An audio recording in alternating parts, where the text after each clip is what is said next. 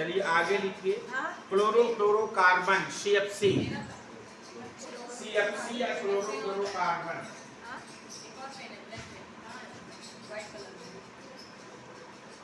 Chlorofluorocarbon डालिए heading भाई, chlorofluorocarbon CFC।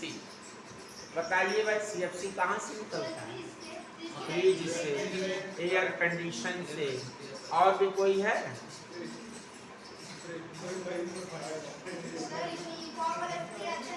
हाँ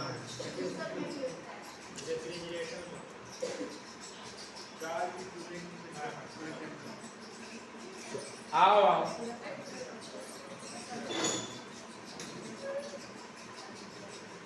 लिखिए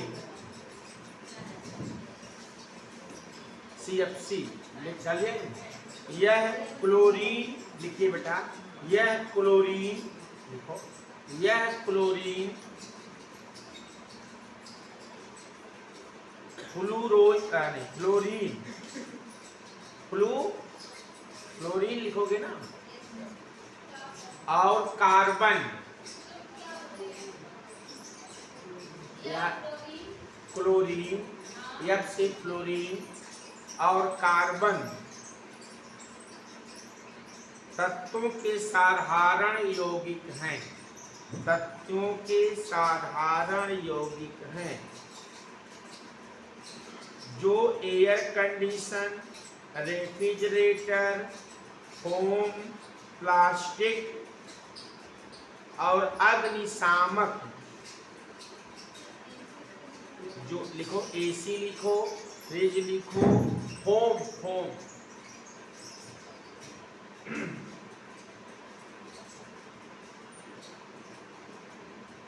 फोम, अग्निशामक,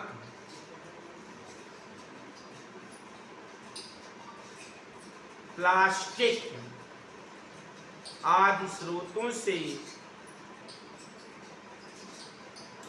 उत्सर्जित होता है, आदि स्रोतों से उत्सर्जित होता है। उत्सर्जित मतलब होता क्या होता है? इमिट होना, निकलता है। देखिए CFC के उत्सर्जन एवं उसके वायुमंडल में पहुंचने के कारण, CFC के उत्सर्जन एवं उसके वायुमंडल में पहुंचने के कारण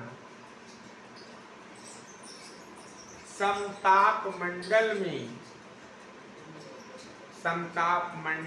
उपस्थित ओजोन, समताप मंडल में उपस्थित ओजोन की परत,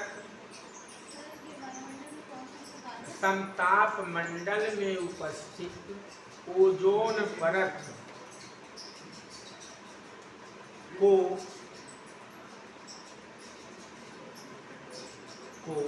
क्षतिग्रस्त करना प्रारंभ कर देता है, ओजोन परत को क्षतिग्रस्त या उसको पतला करना शुरू कर देता है।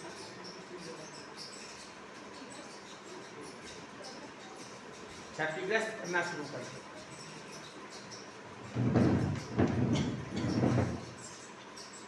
देखो सिंपल सी बात है, जब CFC निकलेगी कहाँ जाएगा? समताप मंडल में, और समताप मंडल में एक लेयर होता है 20 से 22 किलोमीटर की ऊंचाई पर, इसे हम लोग ओजोन लेयर कहते हैं। ओजोन लेयर से CFC रिएक्शन कर लेता है, इससे क्या बन जाता है? इससे क्या होता है कि जो ओजोन लेयर है वो डिफ्लेक्ट हो जाता है, यानी कि वह लेयर क्षतिग्रस्त हो जाती है, वो लेयर पतली हो जाती है। ओजोन जो फ्रिज से निकलता है तो लगभग सारे हमारे जितना ट्रॉपिकल एरिया है वहाँ पर फ्रिज होते हैं। ओजोन का सबसे ज़्यादा डिफ्यूजन हुआ वो हुआ पोल पे।